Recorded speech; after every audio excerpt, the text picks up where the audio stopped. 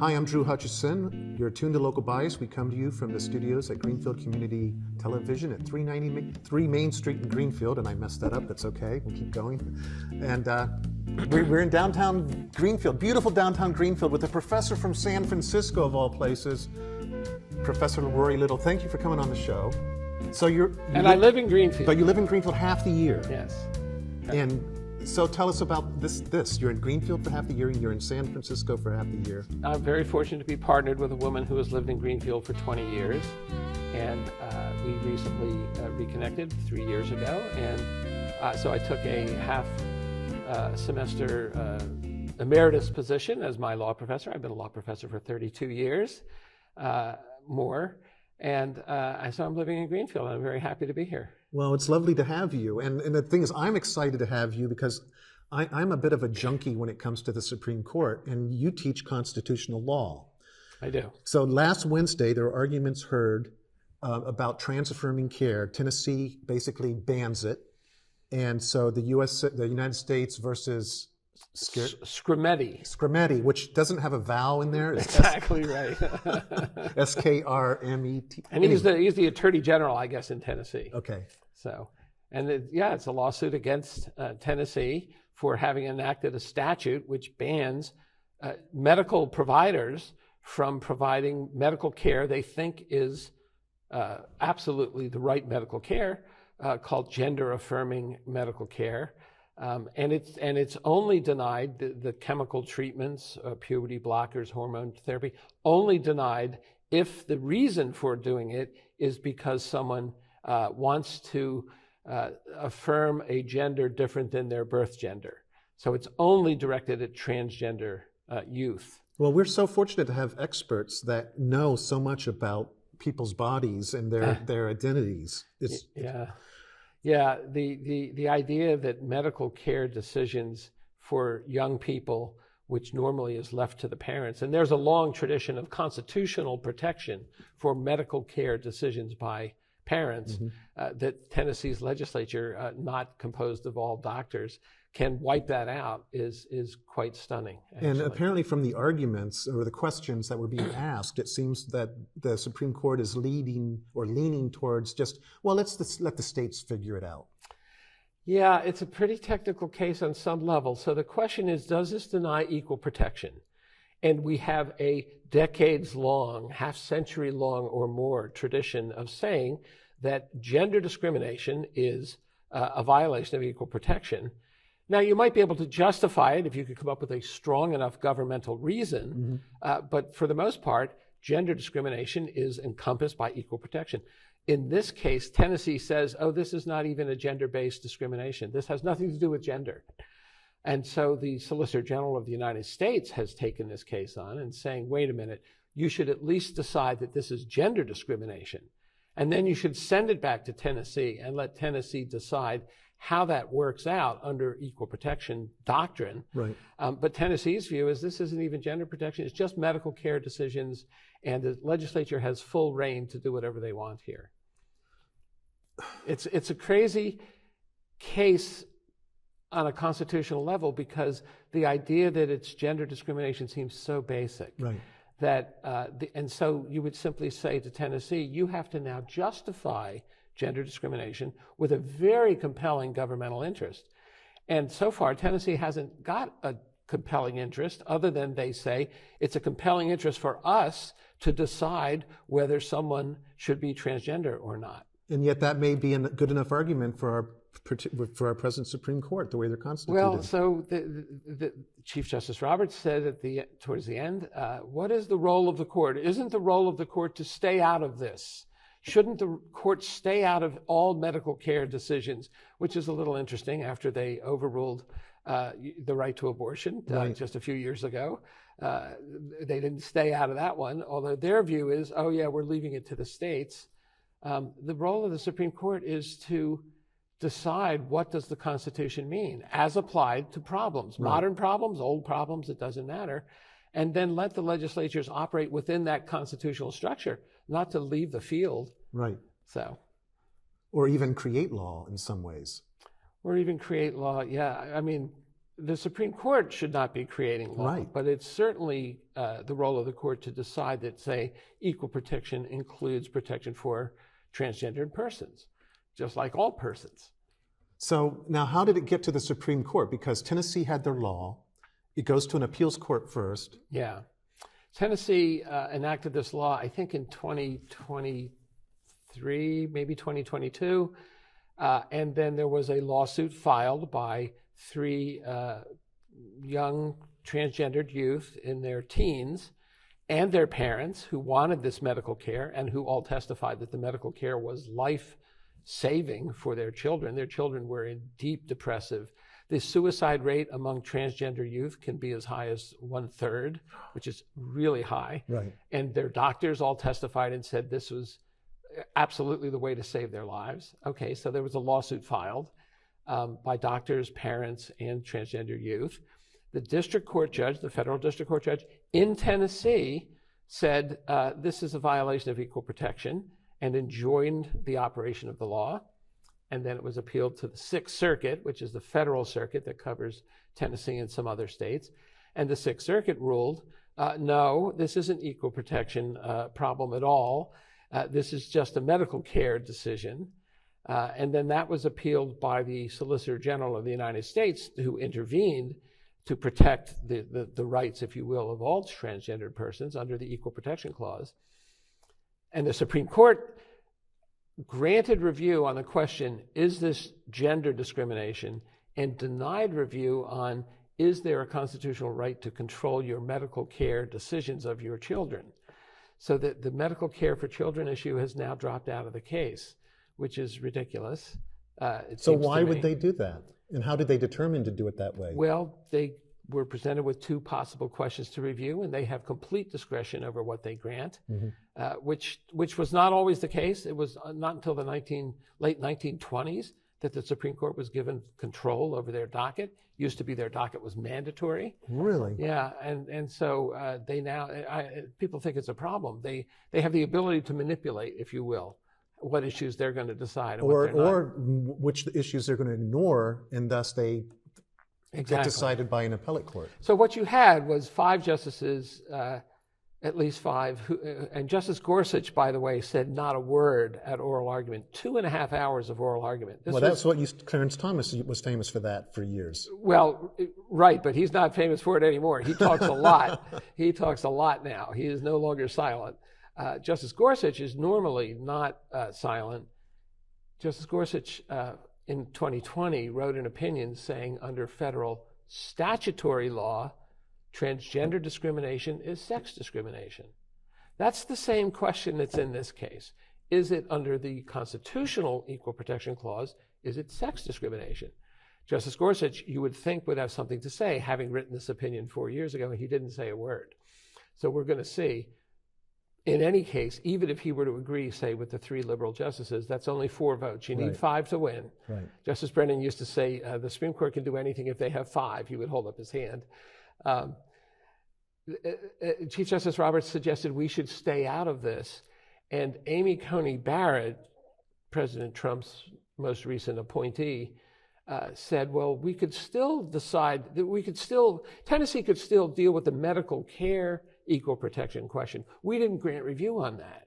So that could still be at issue down below, which frankly is a really cheap way out because it was at issue already below. Right.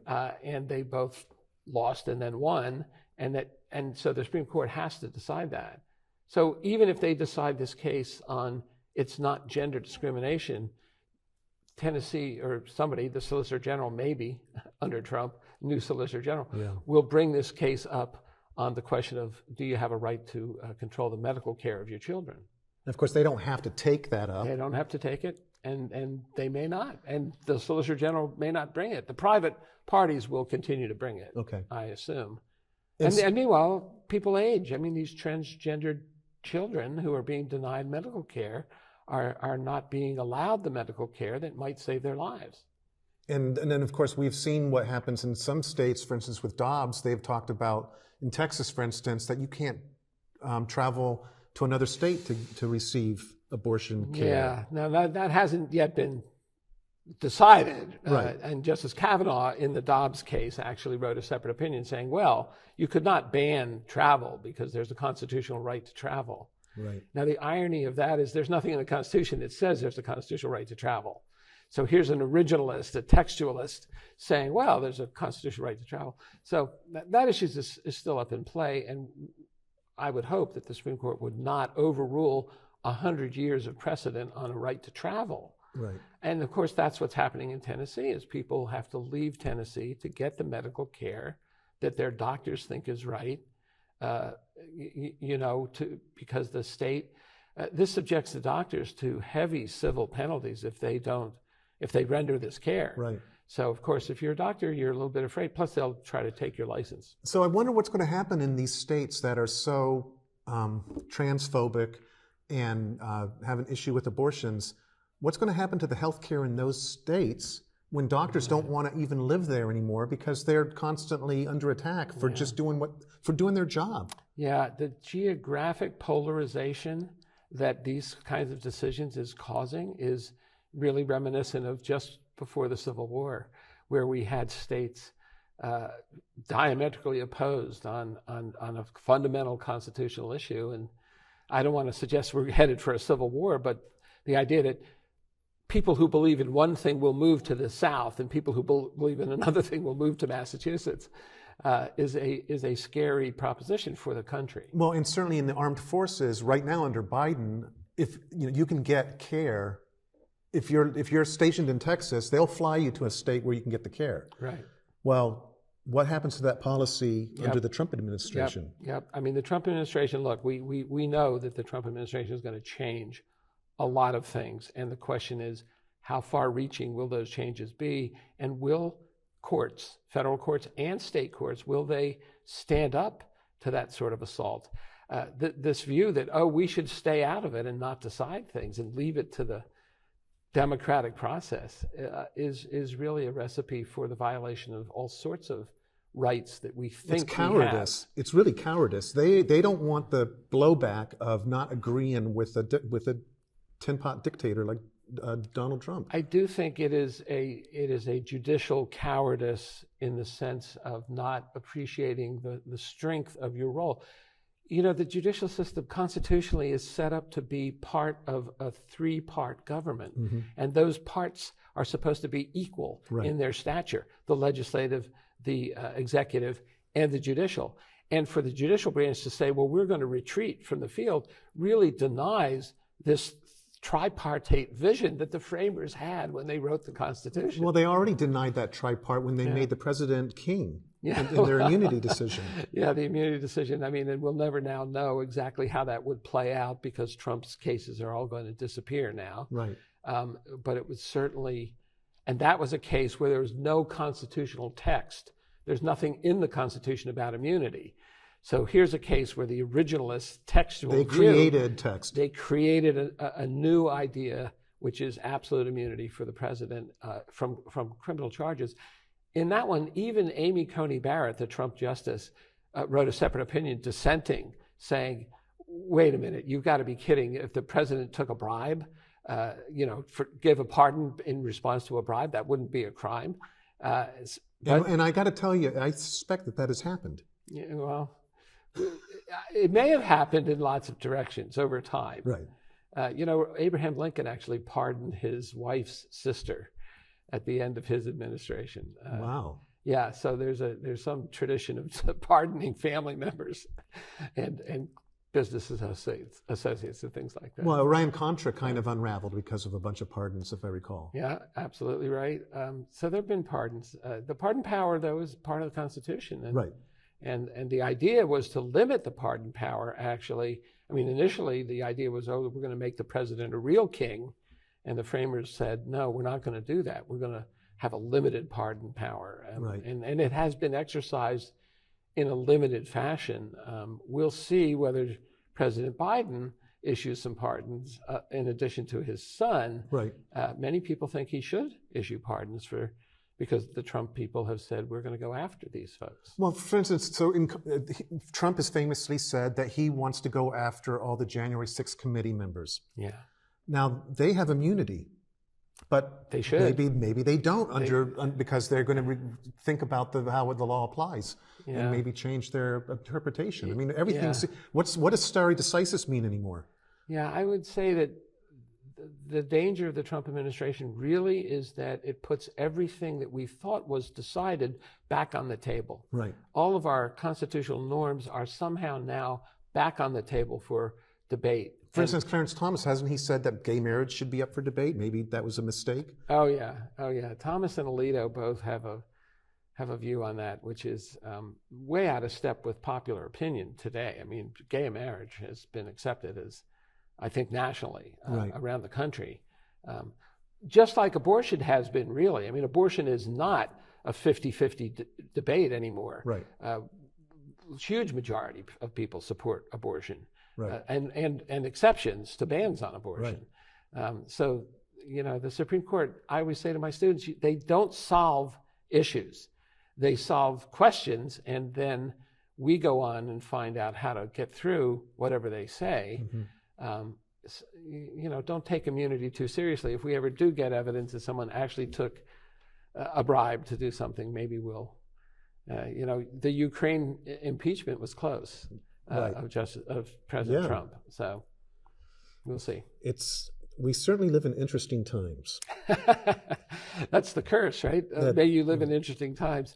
And let's just be historically accurate. It's been crazy forever. I mean, the election of 1800 went to 34 ballots in the House of Representatives before Thomas Jefferson was finally selected by a compromise, which ousted the prior administration.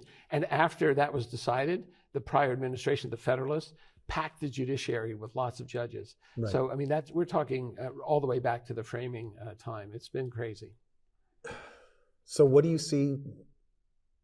What are your thoughts on what do you see coming down the pike then? How do you think our country is going to deal with this crisis? I guess I'm a rosy-colored optimist. Okay. I think the American people have managed their way through lots of difficult eras, the Richard Nixon era, the McCarthyism of the 1950s. Now, that was a very unhappy 5, 6, 10-year period, but we got through it. And of course, Roy Cohn was famously on the House Committee of Un-American Activities. Yeah, Donald Trump's lawyer. That's right. I believe that the average person doesn't have the same extreme views that Trump has, right, and that they slough it off and say, well, Trump, he talks excessively, but I'll vote for him anyway because I don't think he'll really do some of those things. Let's just hope that the average person can stay focused on their local community and not let their local community be overcome by this polarized national perspective that we have. Well, I think part of what with Trump, I think everything's transactional. So he's looking at, well, what's in it for me? Yeah. So I don't think he has a firm ideology of this is right or this is right. It's about what's in it for me. However, he has people like Steve Bannon who just believe in let's just have a dumpster fire every day. Yeah. Because if we keep everybody constantly off balance, then we can basically manipulate people. Yeah, putting Stephen Miller, for example, in charge of mass deportations of any undocumented person. And there's Trump on TV this past weekend saying, oh, I think we should get a solution for the Dreamers. I feel badly for the Dreamers. Well, that's just not consistent with Stephen Miller's. Right. So maybe President Trump will keep an eye on what his advisors are doing, and maybe he won't because So the other thing I've heard about Trump is he basically will go with whatever the last person he talked to was saying. Yeah, well, there's a certain amount of that. Yeah, I mean, I don't know President Trump personally, and I've never been in conversation with him. I think he, like a lot of presidents, is not always minding the store, and so this is where Congress has a role to exercise oversight over these people, not confirm people who really aren't suited for the job. And yet it seems that, I have no faith that some of these, what I call, actually I can't say what I would call them on TV, but I think a lot of them are going to get confirmed, even if they are rapists and whatever they've been accused of. Well, I mean, we do have to wait and see. You want the courts to keep a role in supervising how this works. So, for example, were he to use the recess appointment power in a way that is really not consistent with the constitutional norms, you would hope the Supreme Court would be involved there. The litigation process is slow, though. It's not fast. Right. Well, and that's part of the issue why, that's one of the reasons I think Trump even was able to be reelected, because the court cases that were against him were being dragged out. And certainly with Eileen Cannon and her inexplicable decision to upend the special counsel law. Well, you could, I mean, Biden and his Attorney General, Merrick Garland, and didn't appoint a special prosecutor for over 2 years. Right. And some people were saying it was the Jan 6 committee that basically forced them to act. Yeah. And so, most of us operate on a theory of good faith. Right. And that people will not act crazily outside the norms. And Trump has exploited that. That's right. And it's an unfortunate reality, and we're going to have to deal with it now for the next 4 years. Now, my sense is that it's going to be the first 2 years that are going to be the real issue, because he's going to try to enact everything that he thinks he can enact. And the first thing he wants to do is extend the tax cut for billionaires, because that expires. Yeah. And really, it's tax breaks for his friends. That's going to happen, I think, and he controls the House and the Senate. So, I mean, there are certain things that we are not going to be able to constrain. Right. And certainly, I believe literally on January 20th or 21st, there will be a flurry of executive orders issued that touch on a lot of different things. And in some sense, it's the sort of whack-a-mole theory that you can't hit them all. Right. So it's going to be a very difficult. Because, I mean, if it's an executive order, it can be undone by an executive order. Oh, yeah, that's right. And also nobody knows what are the limits of executive orders. I mean, right. No one really is. So this will put a whole new set of issues on the table very quickly. And there's going to be a barrage of lawsuits. I mean, California has now appropriated, $140 million for litigation against the Trump onslaught. Right. Massachusetts has made it clear that they're going to stand tall and stand in the way, if you will, of certain things that the Trump administration has proposed. And so we're going to have a set of state lawsuits, just like you saw, frankly, the southern states suing the Biden administration. Right. So we are in this. The good news is we use litigation as a substitute for street warfare. We don't want street warfare. Right. Litigation is not very satisfying, frankly, but it's better than street warfare. But there are going to be a lot of people. I mean, if these mass deportation centers actually happen, there's going to be a lot of very unhappy people, I think, in the streets. We'll see what happens on January. Some people are saying maybe January 6th will be a Democratic protest in Washington this year. We'll see. I haven't, when Trump came into office, his very, first thing he said is his inauguration had more people than ever, and he didn't. Yeah. And so the lies have just never stopped. Yeah. And the grievances have never stopped. And the way that people got riled up, after the election, the majority of people understood Trump had lost. But he just wouldn't let go of repeating the lie that he had won. Yeah. And after a while, the sycophants all lined up behind him to the point that it seemed like, oh, of course we won. Yeah. I don't know that he won this time. I'm not talking, I mean, they're so concerned about the cheating going on. Well, maybe they were the cheaters. Well, of course, that's the question. He was asked this question this weekend on television, hey, if the Democrats are so good at rigging the election, how come they didn't rig this one? Right. Like, what happened? Well, and the other thing is, so when Trump lost in 2020, how come Republicans down ballot won? I mean, if you're rigging it, why wouldn't you rig the House and the Senate to favor you as well? Well, because I don't think anybody believes it was rigged. Well, people do believe it was rigged. Well, there are some people who know it wasn't likely rigged. The majority of people, I think, have accepted the idea that Biden won, and the majority of people have now accepted the idea that Trump has won. Right. And that's the so-called democratic process. And there's nothing wrong with democracy, I think. There's nothing wrong with our democratic process. If we elect people like Donald Trump, it's because a large group of people are favoring certain things. I mean, look, economic issues, border control issues. Those are serious issues. But actually, with the border, how serious? For instance, the border crossings declined pretty significantly over the last few years, from what I understand. Yeah, I think if you are in a city on the border, I think you think it's a really serious problem. You are seeing people come into your community all the time. We have the same issue in Greenfield. Let's not close our eyes to it. There are people who are unhappy with who's been housed here in Greenfield, right, as a consequence of border. Now, we give asylum to people in emergency situations. It's not a bad thing that if Haiti is falling apart as a society and we give some sanctuary to people from Haiti, there's no bad aspect to that. Actually, but people usually we concerned. benefit. The immigrants that come in work harder. The undocumented workers commit fewer crimes by far. Absolutely right. So time and again, they get demonized for things that aren't true. Yeah, we're gonna put tariffs on products, and we're gonna improve the economy, but we're meanwhile gonna deport most of the workforce that picks our groceries, right. Picks our. That's produce. not going to affect food prices in any way. Yeah, it's not a sustainable philosophy, but.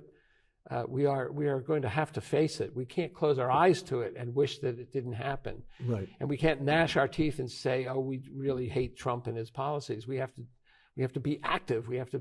The resistance has to be in an affirmative way and a positive way for our community, not just we hate this. Right. So that's my view. Well, and I agree wholeheartedly with you. Yeah. Okay. And I think that we do have agency and we have a voice and we can make a difference. And the place we can make the difference, the greatest difference, is in our local communities. Right. Like, let's support GCTV, which gives us a way of showing all of the community things that happen right. In our various obscure committees, and yet receives no funding for this. So I'm a big advocate of GCTV. Well, we receive funding from people who have cable. Yeah. We could get $5.75, and that's what pays for this. Yeah.